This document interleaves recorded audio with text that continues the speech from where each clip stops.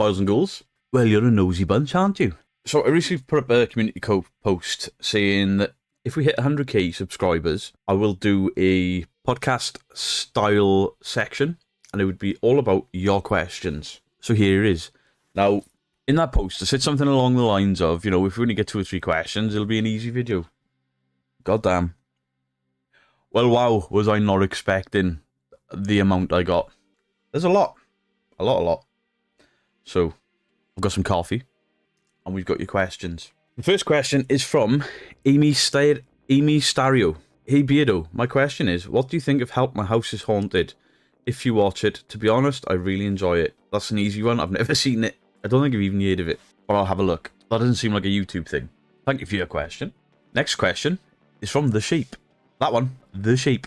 Here's my question. What got you into debunking mode? Like, what got your critical thinking going? Or was you always someone who wanted to know how things work?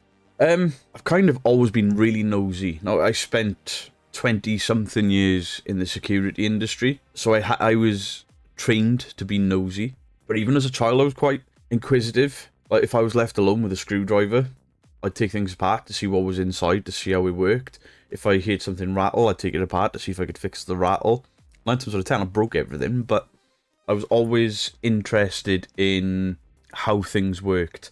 And Mr. Gray has said it once that he used to watch movies. And when he watched movies, he'd be like, how did they do that?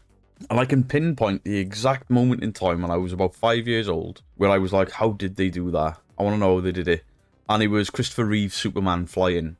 It blew my mind that this guy was flying. And then I had to try and work out how he did it. And my grandfather was like, he's just laying down in front of a screen. I was like, it's ruined it.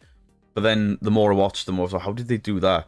But debunking mode, it was the fake paranormal channels. Because I believe in the paranormal, I kept putting all of this paranormal stuff into my head. I watched everything. And then over time, things didn't add up. And I'm like, I think that's fake. I need to know how.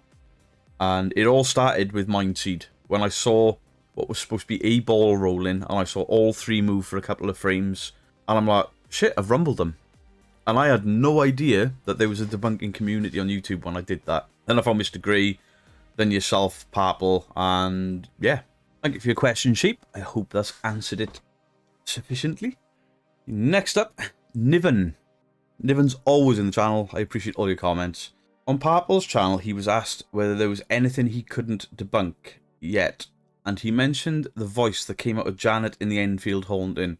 That has also been one of my most baffling things too. I cannot see how that can be faked by a girl that age. Number 1, what are your views on that voice? Number 2, is there anything you haven't been able to debunk? I truly believe that there was something in the Enfield Haunting, and the voice, yeah. I mean, to be able to do that with a mouthful of water, but from what I've read, nobody was looking at her when she did it. So I don't know. But there was definitely something in there. It started, I think, from a real haunting, but then once it gained momentum with the press, that girl acted out. There's obviously proof of her bending spoons and throwing spoons, trash in the rooms and stuff. The levitating off the bed, I've seen a video debunking that, where if you look at the leg muscles and all the rest of it, she's propelled herself as opposed to be lifting. But I think there was something in there originally. JJ, what are your thoughts on infrasound and the effects it can make people feel, which would explain some of the things people feel that they attribute to a presence or a ghost? My views on infrasound are the same as high levels of EMF. Now, EMF spikes to questions are very different to you stood in a room with a constant high EMF. If you have a constant high EMF, it'll cause hallucinations, it will cause paranoia, dizziness, lethargy. There's a lot of symptoms to it, and infrasound has the very same effect. There's also a thing called the ghost note that can make you do or feel that way. So I think infrasound, much like EMF and the ghost note, can make you feel something is happening that's not. But at the same time, when I did my haunted hotel, they blasted the entire building with infrasound to see what would happen. And there was a noise that came through the infrasound that couldn't have been an hallucination because there were 10 guests and the 3 presenters, the only people present in the building, they heard it on their cameras. My camera picked it up, and I heard people in the other rooms go, "What was that?" And it was a voice that cut through. So, for the most part, I think infrasound is the same as a high-level EMF in a room. It'll cause you to think things are there that are not. But I've also seen something to make me think otherwise. TR8CI. Hi Beardo, I'm new to your channel. I'm into the paranormal, and I was wondering, have you ever had anything paranormal or something you couldn't quite work out happen at your home? Keep doing what you do. All the best, Tracy. Now, if I was to answer that in full, that would be an entirely separate... I could do an episode on things that are happening in our home. Now, our home is not an old home. It was built in the 80s. Nobody that's ever lived here has died. So there is no reason for this home to be haunted in the traditional sense. But we've both seen a shadow figure. We have both heard noises that we can't explain. Bear in mind, I debunk, and I will go through this house looking for how to debunk stuff. For example, the CCTV outside of this room was once unplugged, and we were like, I can't work that out, I can't work that out. And then when I've looked, my son had moved part of his drum kit, and he's probably pulled the wire out with a piece of his drum kit. So I will debunk as far as I can. However, we saw a shadow person come from under the stairs, both at separate times, and I had no idea that Mrs. Geek had seen it, and then I saw it. We have a smell of boot polish in the kitchen that we can't explain, so we called a plumber out thinking maybe it's a gas leak. This is how far we went. It wasn't even that we thought it was paranormal. We were like, what's that smell? Why is it in this house? It shouldn't be here. Plumber come out, nothing. Couldn't understand it. Also, didn't know where the hell the smell was coming from. We've got no boot polish out there. We've got no Windoline out there. We've got no Abrasso out there. Nothing that could be mistaken for the smell of boot polish. We've had things physically be moved in front of us. Things go missing for days and days and days and then randomly turn up. We've heard voices in the house. The weird thing is, our son, who doesn't believe in anything, has never seen or heard anything in this house. So make of that what you will. But there are things that have happened in this home that I haven't been able to debunk. There are things that are moved that have got no business moving that I have seen move myself. We've had EVPs, etc. Now, we won't ever record in our house because A, we don't want to... If it is something paranormal, we don't want to feed into it. And B, a level of privacy. C, I don't want to become Blaney or really haunted, just putting out videos of my own home, and because it'll immediately just lump me in with those fakers, and I couldn't do it. And it is so intermittent that the chances of catching it are second to none, a slim to none. Now, the CCTV in my house isn't pointing in the kitchen at cupboards and all the rest of it. It's pointing at doors. It's pointing at areas outside of the house. Basically, we got burgled a couple of years ago, so I put CCTV up inside and outside of my house, but only at entry points, so it's not looking at anything in particular other than where people could potentially get into the house. Forward Ghoul. As you know, most paranormal stuff is very subtle and hard to pin down. However, occasionally or rarely, whatever you prefer, you will get a couple of what I call spectacular events. Example, a shadow person standing right in front of you during bright daylight. This has happened to me. Have you had a spectacular event that you can't explain? And my second question is a bit of a fun one. How many Funkos do you have? And is there one you want but you can't find? Alright, your first question. Spectacular event in this house. Me and Mrs. Geek were in bed. We weren't sleeping. And we were discussing the weird stuff going on. And this is years ago. We were discussing the weird stuff that keeps happening in this home. I was like, I'm kind of sick of weird knocks and losing stuff. Mrs. Geek was like, yeah, it's not that bad. And I was like, to be fair, if a ghost is going to live here, it can at least do the dishes or help pay towards the mortgage. And as I said it and Mrs. Geek laughed, there was a massive bang came from the hallway outside of our bedroom. Now, what banged was my son he had a big plastic box full of corgi cars. Cars I had from when I was a kid, like this. And it was full to the brim, and I struggled to lift it. I had to roll it across the floor because there were 4 small wheels on the bottom of it. The sound was that dropping. You heard all of the cars shunt, and the bang was incredible. It was literally like that thing had been dropped 2 or 3 feet. We shot up out of bed. I had my phone out, and a bang snapped a pic. If I can find the picture, I'll put it in the video here, because something blocked the light out at the end of the hallway. We had a mirror at the end of the hallway, and something human-shaped, block the light out. And if I can find the photo, I'll put it on you. Ignore the state of the house at the time because we were building a bedroom upstairs with this plasterboard stacked up and all the rest of it. And before somebody says, that's probably what the bang was, nothing else had fallen. The world of Mr. Grey, legend. As you've stated many times, you are a full-blown believer. Have you ever questioned your own beliefs and thought, maybe I'm wrong? And if you have, what brought you back to fully believing? It's two questions in one, but I think they fit each other.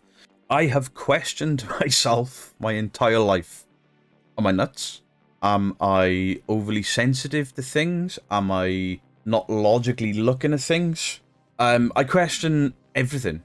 Anything paranormal that happens to me or has happened to me, I have questioned and questioned and questioned. I had an experience as a child, and I've looked at some of the questions, and that event is going to come up. I was a very young child. Something happened. I believed. My grandparents believed, and because of who I saw. And then I didn't get anything for years and years and years. And then I messed with the Ouija board. And it wasn't that I stopped believing. It was like I kind of forgot that I could see things. And then as a teenager, I did a Ouija board. It all went horribly wrong. And for months up to years later, that affected me and I saw and heard things all the time. Could it have just been something from the Ouija board mentally? You know, my brain got so scared that something in there just stayed. I don't know. That brought me back to believing. And then I lived in a house in a place called Merthyr. And I've never experienced anything like it or since. There was something in that house to me that was dark. And it wasn't just feelings. There was bangs, and I always tried to think, you know, it's an old coal miner's house. And I grew up in an old coal miner's house. It was almost the same shape as the house I grew up in.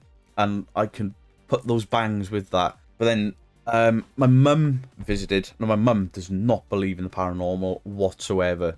She sat there, and as I'm telling her about all this crazy shit that's happening, she's looking at me like I have gone completely mental. And her glasses were on had like a laptop table, and her glasses were on there, and it was like somebody just swiped them off the table. My mum looked at me, and I could see the fear in her face. So she was like, yeah, I'm going home now. And she still won't admit it was paranormal, but she was like, that house was weird, and I didn't like it. My grandmother walked in that house once and was like, I don't like it in here. And my grandmother was scared of the house I grew up in as a kid. She didn't like the stairs. So, yeah, because I've had so many events, especially living here, that I have to believe, because I know you, as a non-believer, are going to struggle to accept everything that I'm saying is in my experience. And you could probably say I could try and debunk. But because I was there, stuff when I was a kid could have been child imagination or what have you.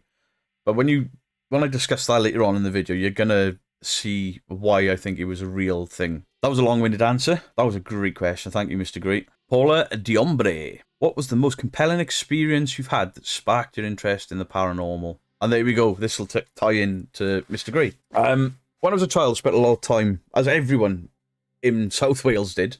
Both your parents had to work. So I spent a lot of time at my grandparents' house. I practically lived there for a long, long time. My uncle was away all the time. He was in the army. I stayed in the house, and I woke up and there was somebody stood over my bed, and I freaked. I didn't have a clue who it was. Now, this wasn't transparent. This wasn't glowing. It wasn't shaking chains and going, woo! There was a guy stood there, and it freaked me out. I screamed the place down. I think I was about 5 or 6 years old, maybe even younger. I wet the bed because there was a guy that I didn't recognise stood in the house. My grandfather came in and, what the bloody hell's going on in here? Told him, and he just sort of rolled his eyes. You've had a dream. All right, fair enough. Have a quick bath, clean the bed, what have you. Go back to sleep, wake up, and for days and days and days, people are talking about what I'd seen. And I described this guy, and nobody ever thought anything of it. Unknown to me, my uncle came home from, he came home on leave, and my grandparents had told him about it, and he said, do you remember when that happened to me? He had the exact same thing. And he described, without me seeing him first and telling him what I saw, he described the same person with the flat cap and all the rest of it. And while we were discussing it and sort of my memory jogged, and I was describing more of what he was wearing, my grandmother looked at me and she was like, no way. Pulls a photo album out, turns a couple of pages and says, can you see him in any of these photos? Me and my uncle both looked, we both point at the same guy in the same photo. It was his grandfather, my great-grandfather, who had passed away when my grandmother was a baby. I'd never seen a photo of him. Maybe my uncle had, but to that point, I had never seen him. I don't even know if I was too young to even understand what a ghost was, because I thought there was a guy in my room. And that's the most compelling experience, because I was so young. And then it sort of got, later on, it wasn't just me dreaming. I saw something that somebody could say, that is who it was. Sherbet 500. What would you say is that, I thought that was the same question, the most compelling piece of evidence of the paranormal you have personally got while on an investigation, and why? Do you know what? On an investigation, I don't think I have had anything compelling. I don't think I've got a compelling piece of evidence that I can 100% say that was paranormal. There's some stuff where I've gone, what's that? How did that? Maybe. But I don't think I've got a compelling piece of evidence from an investigation yet. Just some weird stuff, some voices, but could that be down to bad microphone work, your clothes mark? I don't know. But yeah, the answer to that is I don't have a compelling piece of evidence yet. Grumpy Rat, how many times have we been back to back in a fight? A lot. And before anyone thinks we thugs, I used to be a doorman. Rat, often drunk in places, I was on the doors and he'd back me up if I was over my head a little. And there was an incident with about 30 taxi drivers. What's my favourite alcoholic drink? Rum. Rum doesn't count as an answer. I know you're a fan of a fine single malt. And a pint of the black stuff, please, landlord. So stoked to be bro, now your channel has blown up. Your integrity, honesty, dedication and passion comes across in every video you do, and your angry rants have me in tears laughing. Keep up the great content. May the Beardo army grow bigger with every video. And of course, last but by no means least, a shout out to the legend that is Mrs. Geek, a true power in the Beardo army. Rat, I appreciate that. Thank you very much. Before anyone thinks that I've copied the shape with the Beardo army, because he's got the shape army, the Beardo army is what we've called the Twitch Discord community for years. I've got to heart all of these. I'm just scrolling back up to heart them all because I forgot. Aliek, have you and Mrs. Geek ever done paranormal investigations in the US? No, can't afford to go there, in all honesty. Or considered going someplace in the US specifically. And I gotta follow up my favourite metal band and horror movie. I would love to go to the US, and if in the next few years we can afford it, we have got numerous friends out there through the Twitch community that have said we can stay there, other streamers, and I would love to do Waverley. I know it's been done to death, but I would love to do Waverley and the Washoe Club. The only reason I want to do the Washoe Club is everyone that goes there has so much activity. I want to go there and capture nothing and be like, do you know what, I think some of these guys are full of crap. But I've only seen the really big channels go there. No disrespect to any of the smaller guys that have gone there. I haven't seen you go there. Favourite metal band of all time is Slipknot. Favourite horror movie of all time is the original Nightmare on Elm Street, because it terrified me as a child. Skaz Diaz, I'm sorry if I got your name wrong. What is your favourite metal band of all time? And have you seen them live? As above is Slipknot, and I have seen Slipknot more than any other band that I've ever seen. Their first UK tour, I was 17 or 18, and bar one date, I followed them around the UK and watched every show. Every UK tour they have done, I have at least watched one show of it. I've gone to numerous festivals to see them. So yeah, Slipknot, absolutely love them, and I've seen them a lot. I've got signed posters in the garage. I was fortunate to meet the clown once. That was an experience. He was not what I thought he was going to be. Mic'd. I'm sure somebody's already asked this, but you've said in past videos you've had personal experiences with the paranormal. Can you go into more detail about what happened? There's a lot, and it'll probably have to be separate videos. And I know people are going to say, this is bullshit. But think about it logically. I'm a debunker that believes in it, and I believe in it for a reason, and I want to debunk all the fake shit to see what is left over. The incident with my great-grandfather when I was a child, the Ouija board as a teenager, a haunted house in Merthyr, random stuff throughout my life. I had an Uncle Pete I saw as a teenager, but he wasn't my uncle, he was my granddad's best friend, and me and my auntie both saw him sat on her staircase just looking at us. And it was like he was really there, just sat there looking at us. Freaked the pair of us out. He was a very distinctive looking man. Freaked the pair of us out. And yeah. So to explain everything and to go into more detail would probably be a couple of videos in themselves. And everyone's going to think I am now nuts. Apologies if somebody already wrote it down. What was your first paranormal experience? Was it before or after you realised the paranormal exists? Maybe you were really young. Yeah, I was really young. And I didn't even know it was paranormal. I just thought somebody was in my bedroom, maybe broken in, whatever, and I was very young. What was the moment you really started being a believer? I think it's the Ouija board incident. That terrified me. Beardo, my question is about shadow people. What are your thoughts on them? I saw them when I was young and it terrified me. Keep up the great work. Shadow people, I think a lot of it is corner of the eye phenomenon. When you get tired, when you get stressed, your eyes don't work properly. And if you see something at the corner of your eye, then that's probably that. A lot of shadow people are mistaken, especially in videos. You see somebody say, did you see that shadow run across there? And it's the torch has moved, or a vehicle has come past the house and put light in through a window. But having photographed a shadow person, which I'll hopefully have shown earlier in the video, and seen one walk from under our stairs and around the corner to the kitchen, I have to believe in them. But I don't believe in everything I see in the videos that people put out. Mrs. Geek, you could have asked me this. I was just sat with you. So I have a question. As someone open and apparently sensitive to the paranormal and have experienced so many unexplainable phenomena for years, I also suffer from mental health issues. I notice if I'm not having a good day, then I sense things experience a little more. But saying that, I could be having a really good day and experience just the same. So my question is, do you think mental health plays a part in paranormal experiences? I absolutely do, as it happens. We've watched some Paranormal Nightmare, and a lot of those people seem to be suffering with mental health issues. And they get help from the Foreman brothers, but I'm convinced some of it is purely just mental health. As a skeptic, I will say if you have mental health issues, then some help from a professional should be your first port of call, and then look at the paranormal, because you don't want to get yourself scared and wound up. The counter argument to that is, I have no mental health issues that I'm aware of. I might have, but I don't think I do. But I have seen the same things and heard the same things you have. And I won't feed into paranoia. If you say that, we've done it in the house. There are things that have happened. You've said, did you see that? And I've gone, yeah, that is exactly this. That's how that's happened. There's other stuff. You've looked at me and gone, explain that. And I've gone, ghost. But I think mental health does play a part in paranormal experiences. And if you're having paranormal experiences that are... This is to anyone out there that's watching. If you're having paranormal experiences that are negatively impacting you and bringing you down, first go and see some sort of professional medical help. And for the love of God, don't pay a medium to help you. Please don't, because they will feed into it, because every time you want help from them, they get paid. Get proper help. Speak to other people that disbelieve.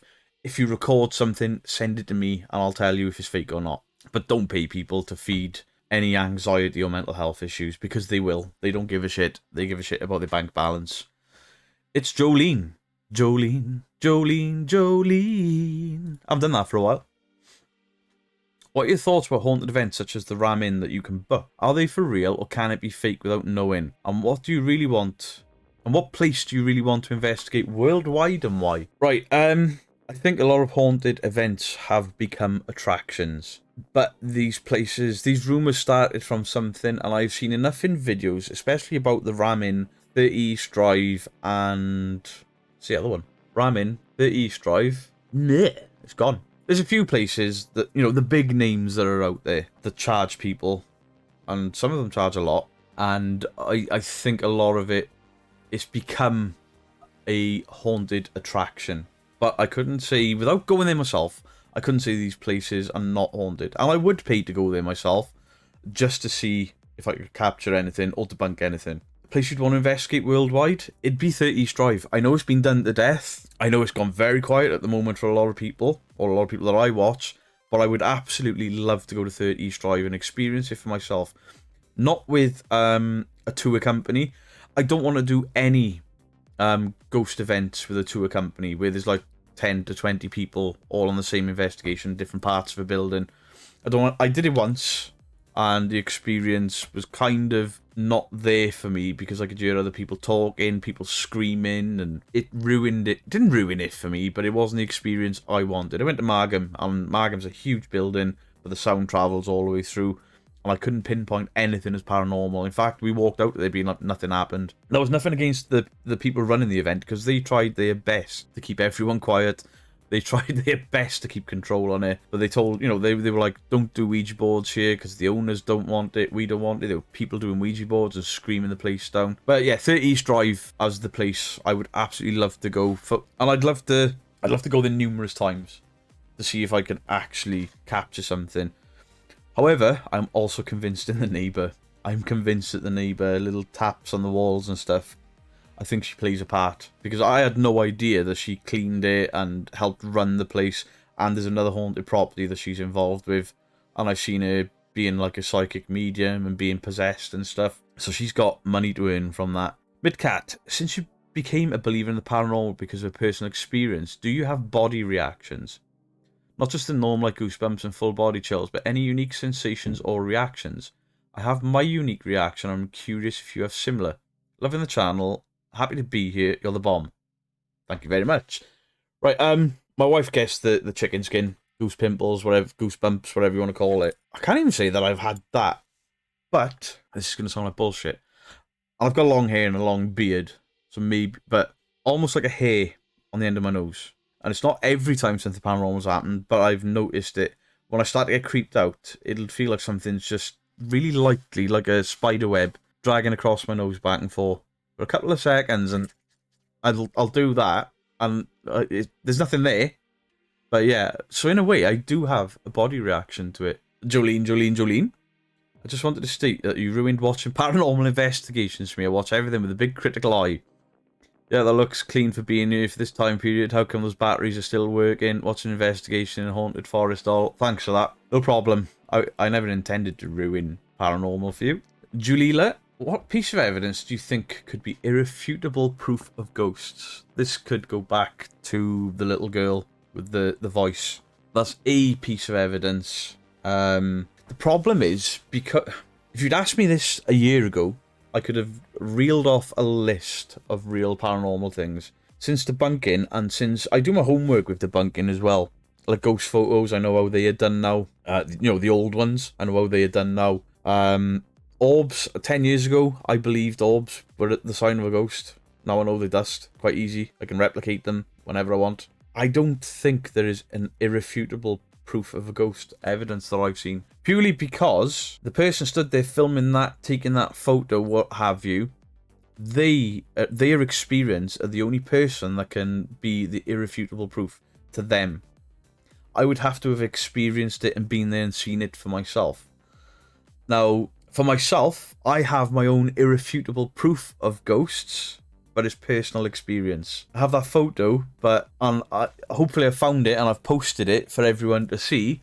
However, everyone looking at that, that's not irrefutable proof for them. That is a photo that could have been doctored with some fat bearded guy saying, that was a ghost in my house. So I don't think there is anything. And unfortunately for the paranormal community, things like Really Haunted, Most Haunted, Mind Seed, Ghost Adventures, all those shows that are full of crap have negatively impacted real paranormal investigations and paranormal scientific investigations. Because I read an article where universities and the like are looking at their paranormal departments and going, look at this shit.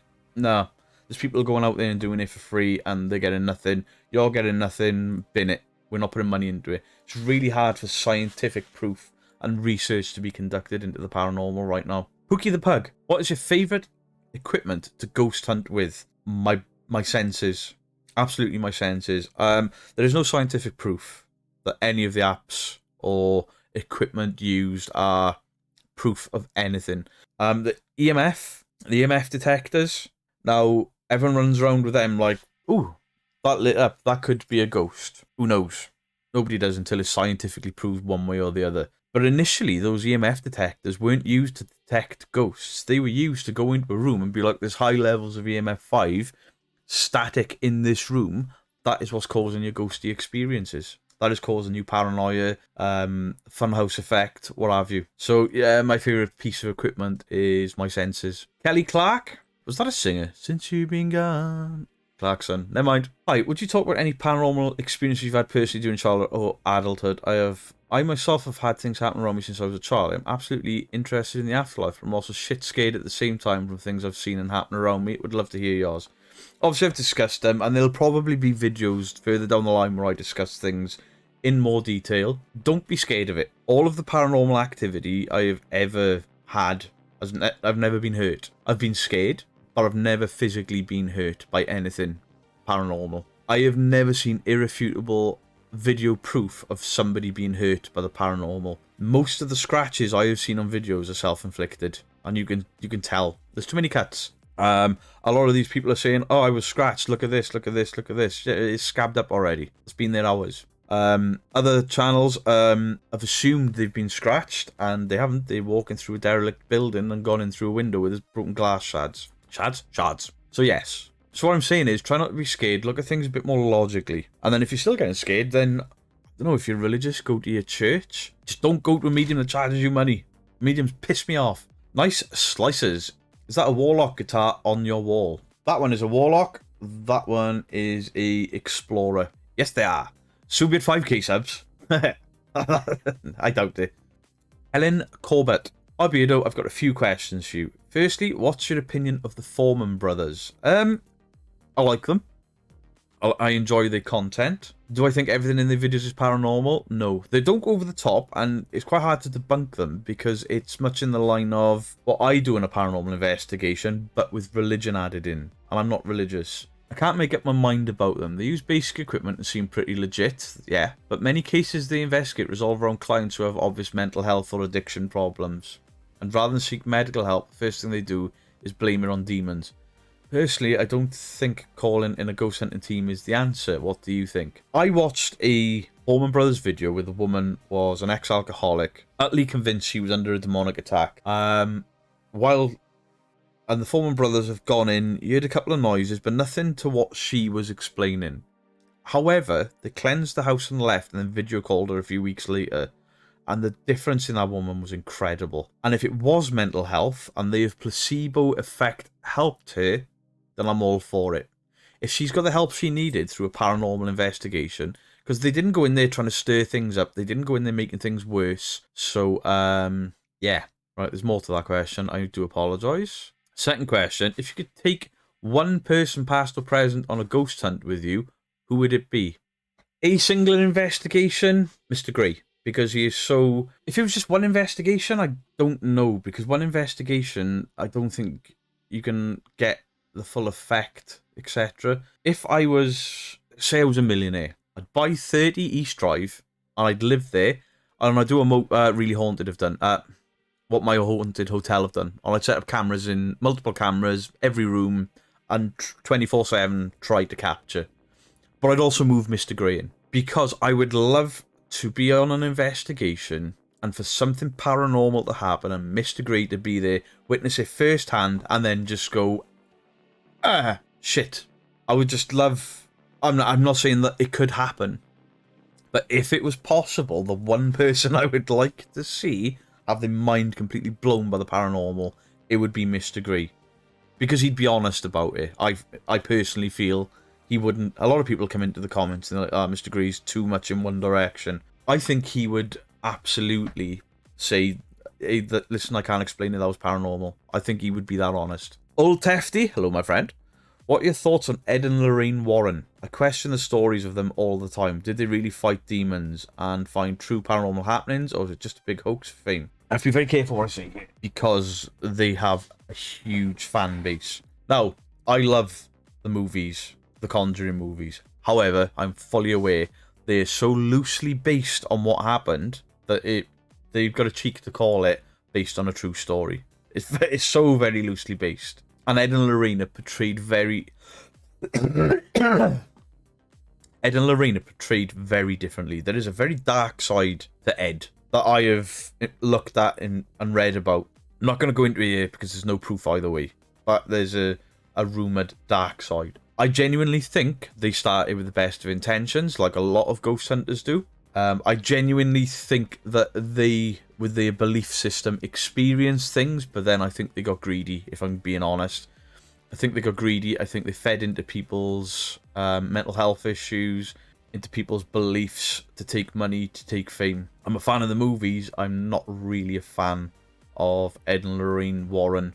I've watched numerous documentaries on them. I've watched numerous old videos of theirs, and they keep explaining about all this stuff that has happened, yet they never ever, to me, in my knowledge, captured anything on camera. They've got photos, but I don't trust them. Sorry. Ignacio L. Smith. What's your favourite colour? Black. And if I had to go for a colour, because black is the lack of any colour, it would be purple. That's why I always got a purple light behind me. Love the colour purple. I would have asked all the mentioned below. The early bird and all that, I guess. I didn't expect this to be as busy as it is, bro. Any solid advice on to increase and develop critical thinking skills, especially with regard to watching paranormal videos on YouTube? I'll quote the Ouija brothers here. If it looks too good to be true, it probably is. If you want to develop your critical thinking, watch the video once and then mark down everything that has happened. And then watch it a second time, but on the second viewing, look for how that could naturally have occurred. Take trickery out of it, how wind, the weather, the state of the building could all play into it. And then a third time, look for digital manipulation. Now, I do all three things at the exact same time now because I've watched so many. But break it down, break the video down into sections and look at it in sections. Right, between this time and this time is where they say something paranormal happens. Look at it 3 separate times and look for 3 different things. And whatever the center focal point of that camera is focused on, look around that, because that's where the telltale signs will be. The masking, the glitching, the artifacting, the hand pulling a string. It'll be right on the outskirts of your video. And if I could suggest anything, when you're watching it, watch it on different, if you have the means. Don't watch it on a phone because it's too small. Watch it on your big TV, but the closer you are to your TV, the more pixelated it is. If you have a PC and a monitor, the second time, watch it on there because you'll see far more. Because most of the stuff I debunk, when I do proper debunking videos, I'll watch on the TV, I'll make mental notes. That's something I need to look at. That's something I need to look at. Then I'll put the PC on, and on a higher definition monitor, a smaller screen as well, I can see more.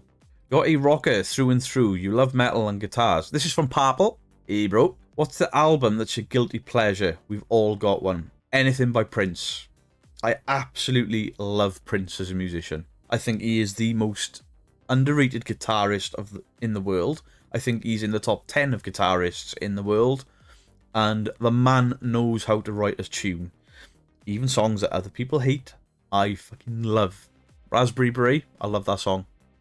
Thank you, Purple. Teen Apprentice, would you go to ghost hunt on an abandoned prison or an asylum? Yes, I would. I understand why people say ghost hunting in an asylum could be disrespectful. While I don't agree with that view, I understand that view. I'm not sure if there's anywhere I wouldn't. There is somewhere I wouldn't ghost hunt, and maybe that'll get asked later on. But yeah, I'd go into an abandoned prison or an asylum. Tonknado, is it just ghosts, apparitions, etc. you believe in? Or do you believe in other paranormal phenomena as well, like aliens, cryptids, ESP? Aliens, I have to believe in. Do I believe they are flying around in flying saucers in the, the deep south of America, kidnapping farmers and sticking things up their bum? No, I don't. But I think it's ignorant to assume that we are the only form of life on this planet. This planet is the only thing that holds life in an infinite, expanding universe. There has to be something else out there. There has to be something less intelligent, more intelligent, and everything in between. I'm convinced that early religions, now take for example Odin on his chariot. I'm utterly convinced that early Norse mythology is based on possibly an alien encounter. I truly believe in it, yes.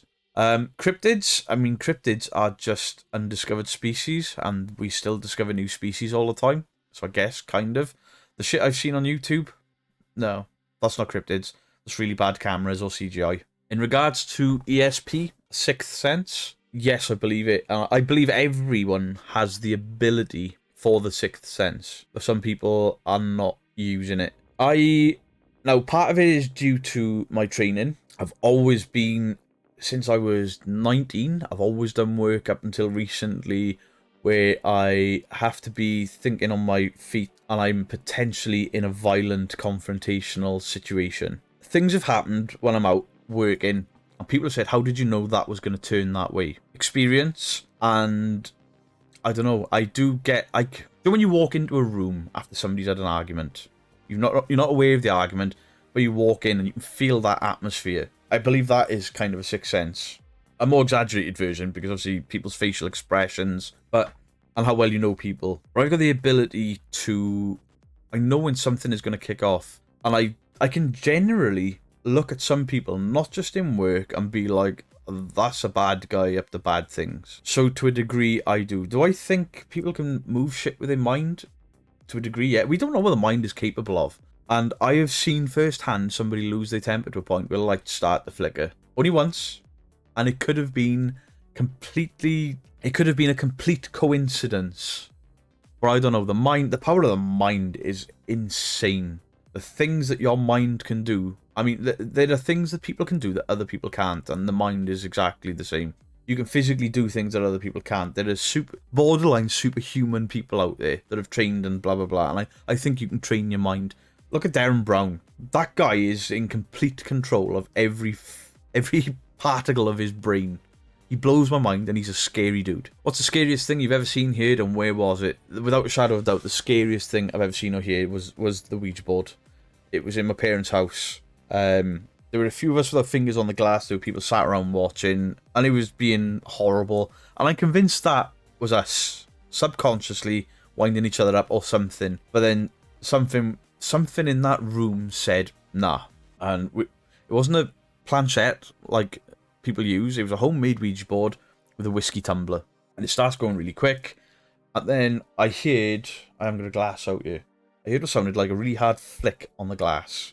And nobody flicked it. I was looking at it. We were all starting to get really terrified. I heard this flick, really loud flick on the glass. The glass flicked up the right way, shot across the table, and mid-air just fucking burst. Glass showered over a person that was there. And this person was the target of what was being said on the board. You have never seen a room full of 17 to 20-year-olds clear so fast in your life. We were all terrified. There was one guy who was in the living room, and he'd come back from a different party, and he was a bit, and he was, whoa, I'll go out there. He went out there, he was going to sleep in the room, and we all dragged him out like, what's wrong with you? But, you know, is that paranormal? Most people will say no, it was everyone's minds and whatever. To me, it was paranormal. To me, it was absolutely terrifying. Bad finger up. So I've been meaning to ask you, what's your honest thoughts on ghost hunters? I've always found them to be more legit than, say, Ghost Adventures and other travel channel dribble. But ghost hunters, I felt, give it an honest go. The team of Jason, Steve and Tango, not the other group. Those three are the Ghost Nation, and they captured one of the best pieces of evidence I've ever seen in an episode called The Apparition of Amelia. The capture looks like the start of a manifestation. So as a believer and investigate yourself, how do you feel about those three? I'm not seeing Ghost Nation. I've not seen The Apparition of Amelia. I'll have to look. Ghost Adventures, I was completely sold on. And I believed all of it. I believed their debunking. And then I saw the hood incident. You're probably aware of it. The guy, Grant, that left, with his hand in his pocket, pulls down and the hood pulls back. So he's clearly got a wire. And then he left. He wasn't fired. He left. And to me, once you get caught faking once, you're done. I can't believe anything before or after. And that show, I think it started with the best of intentions, like all of them.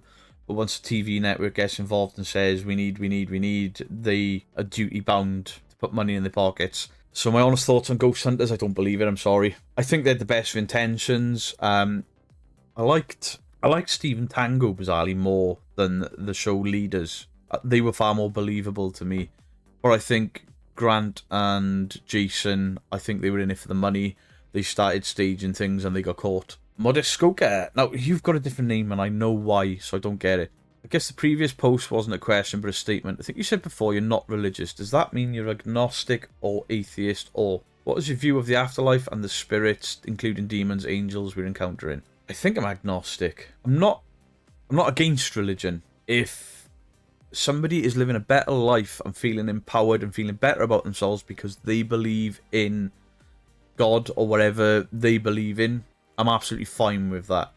But I don't believe in it. My view on the afterlife, I have no idea. That's why I do what I do. I think there's something. I refuse to believe that when we're dead, that's it. We're dust and there's nothing. We fail to exist after. I truly believe there is something after. I've experienced too much not to. Well, that's a good question. Thank you. Miss Pointy Ears. Is there any way you absolutely wouldn't go for a ghost hunt and why?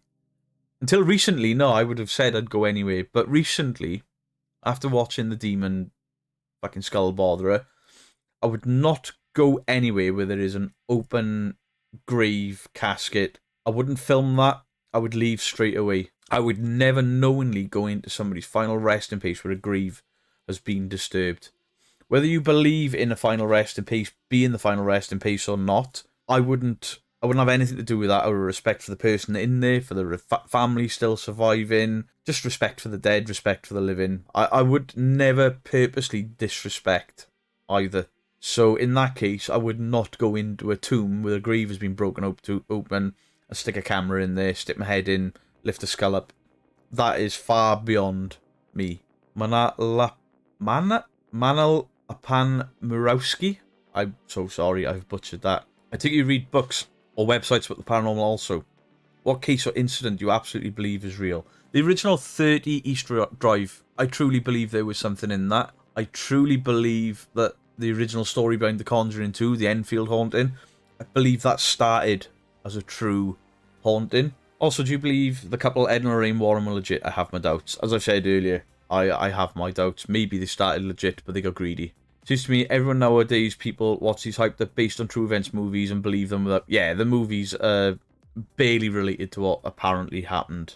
So, nah. A live Q&A with special guest Lee from Really Haunted. It never happened because I would destroy him. I'd be polite, but I'd tell him, you're a faker. Look at this, look at this, look at this. You're outed. So he wouldn't do it. Black Monday. Would love to see younger photos and stories behind them. And how did you and Mrs. Beardo meet, etc.? Have you ever experienced paranormal activity in your home? If so, did you bring it from a location? Okay, I'm done for now. Whatever's here has always been here as long as Mrs. Geek has lived here, because I moved in here after she bought it. Me and Mrs. Geek met because she worked in a rock bar where I played in bands. And I thought she was hot as... And yeah, about 10 years after we met, we got together. I am nothing if not stubborn and dedicated. Thank you. Nick Infuts. You said in a video that you used to not drive. Could you explain? Not too many people don't know. Right. It's piqued your curiosity. Despite my rather rotund appearance these days, I used to be physically fit. As in, I used to cycle everywhere.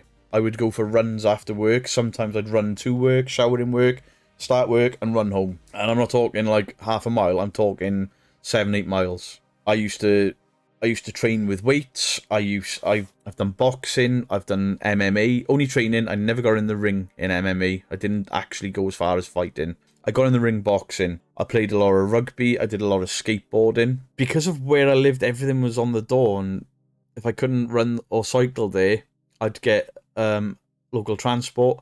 I want to say I didn't drive a car until 5 years ago. But I've been riding motorbikes since I was 17. So I have had transport, just wasn't a car. And the motorcycles have been and gone because of accidents and the issues with my back. Nikia Astin.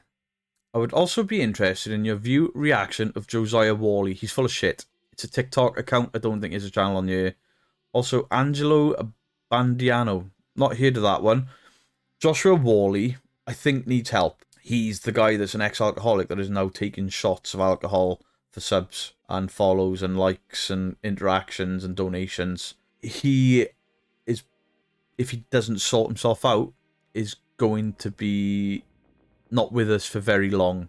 And I've also debunked. I got sent a video of the knife incident in Josiah Worley's house. And what I said to the person that sent it to me was, look at the knives. 3 of those knife handles have holes in them. The others don't. Look at the floor where the knife lands. There's 7 holes in the floor. He's practiced it. So, no. My reaction is he's full of shit and he's a danger to himself with his alcohol intake. Jess Roebuck. My question is, Ed and Lorraine's Warren home. Is it truly what they say? There were some YouTubers went into the house to change the Annabelle doll out of the protected case into another protected case with a 2-part series. What do you think? P.S. You're rocking this channel. I, personally, don't believe that inanimate objects can be possessed. I'm not religious, so I'm still... I don't know about possession as a whole. I think it could be more of a mindset. However, would I risk it by going into that home, opening the case and poking Annabelle in the eye and saying, you ain't shit? I don't think I would. So maybe there's a part of me that thinks it's true. My haunted hotel, they've now got the Grace doll there, and I would be very respectful of that doll in that room despite my beliefs, just in case. So part of me must believe. But I think a lot of Ed and Lorraine Warren's stuff, I mean, you've seen the films, the Annabelle doll. Is she still out here? She's not. She's in the living room. The Annabelle doll looks creepy as shit. It was a stupid Raggedy Ann doll. So, I don't know. But I wouldn't fuck about. Rhiannon's Adventures in History. Let's say money was no object and you won the lottery. And you could do a paranormal investigation anywhere in the world. Where and why would it be? And what equipment would you get? Sorry if somebody already asked this. But I've already answered this. I've got a high fever and I'm hallucinating a little bit. Rhiannon, please take care of yourself. Try and reduce your temperature because I'll stop you hallucinating. I had the flu a few years ago. I nearly died from it. And I hallucinated. I saw a group of people stood around my bed upstairs. That was not paranormal. That was me boiling my brain because I refused to go to the hospital. Because I saw a sign that says, don't come to A&E if you have cold or flu. What that means is, don't go there just for a cough and a cold, when I should have gone there because I was severely dehydrated and my temperature was through the roof. But I've already answered it. It would be 30 East Drive. It would be decked out in constantly running and monitored CCTV. I'd have people working shifts there, monitoring experiments. I'd have scholars in the paranormal field. I'd have Kieran O'Keefe there. I'd have Mr. Grey there. I'd have the Ouija brothers live there. I would have Parple there, because if nothing else, I'd just like to see him getting terrified every hour or so. I would like a collection of believers and skeptics and rotate them, and I would love, if money was no object, to turn 30 East Drive from a tourist attraction into a paranormal investigation. The style of what my haunted hotel are doing, but without paying members of the public. It would be an experiment in the truest, purest form. That's not slating my haunted hotel, by the way, because I want to go back there. Anne Phoebe-Ann, you asked for it. Just your opinion on Barrier Beyond Amy's Crypt. I have others, but I'll have to wait to see if they're requested. Thank you. I've not watched Barriers Beyond. I've watched a lot of Amy's Crypt, and I've never seen anything in Amy's Crypt I can say is fake. However, the app they use is the app I use, and it just spews out random words. A lot of teams use it, and we don't use it because we believe in it. We use it as a tool. Because sometimes you're on an investigation, you don't know what the hell to say. And then this app will shout, hanged. And you're like, right, I've got something. Maybe we can go down that route, and it'll kickstart the investigation again. I've never seen anything fake from it. I have never been able to say, you faked that. I don't put much faith in any of the mobile phone apps at all. They're random. EVPs, depending on what settings and what EVP recorder they use, I'm not a fan. Spirit boxes, my opinion has changed the other way with spirit boxes. If I sit there, close my eyes, and I'm watching a video by a faker, and then I rewind it back and play it, the same words are not coming out as what they are telling me has come out. However, I've seen 2 separate cases this week where 2 separate investigators have had names. One was in a house, and 2 names relevant to the house came out of the spirit box, and I heard the same names. And the 2 people in that house, it was the Ouija brothers, had no idea of the names until the people running the event came in and were like, those names are these 2 people in photographs, and you had no clue. And the other one was a channel. She sat in a graveyard, she's using a spirit box, and I'm borderline getting ready to be like, I can't. The noise of spirit box, it pisses me off. And she gets 2 names come out, and she sat in front of the graves. And I'm like, that's not coincidence. 1, that's a coincidence, maybe. 2, I don't know. So I'm thinking of ways to do the spirit box without bugging the shit out of viewers with that. And also, just watched the channel last night, and I've commented on the channel, they know they are. On this is showing up as Modesco, but that's not the channel's name. They sent me a link and were like, honest opinions on this. And I said, I heard different words to what you heard, but they were very similar words. But that channel changed 7 or 8 times, and that sentence was spoken over it. And unless it's overlaid, I can't explain that. And I have taken their word for it, that it's not overlaid, because they've asked me to come at them with everything I've got. They want me to try and debunk them, knowing that I don't believe in spirit boxes. And they've got me thinking, oh, I don't know, maybe there's something else to it. Final question, and we're only 1 hour and 9 minutes in. The video won't be that long. I'll edit it. Sorry, but I don't have any religious beliefs, and I kind of think that when we die, it's nothingness, unless we decide we are not ready to fully go and linger around in a paranormal sense. What are your thoughts on the afterlife? If you don't want to answer, I fully understand with it being a religious question, as I know it could cause frictions. Sorry. No, it's fine. Don't know if you've noticed, but I do cause a little tiny whiny bit of friction amongst some people. I don't have religious beliefs. I think all religious beliefs stem from something explainable.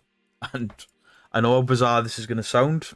I believe, for the most part, it's probably alien life. or mistaken asteroids, meteors, whatever you want to call it. I am not saying the people who believe in religion are wrong. I would never do that. I would never disrespect somebody's religious beliefs, for the most part. Scientologists, fuck off. I do believe you can linger if you have unfinished business, etc. However, at the same point, there are people that have passed that I have tried everything to contact. Everything except the Ouija board. Never touching one again in my life. And I don't think I've ever got to speak to any of them. I know I've never got to speak to any of them.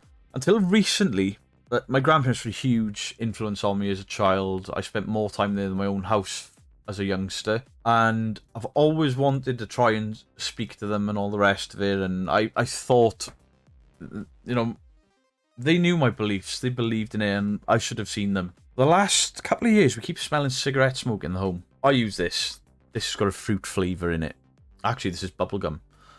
Mrs. Geek uses one of these. Bubblegum.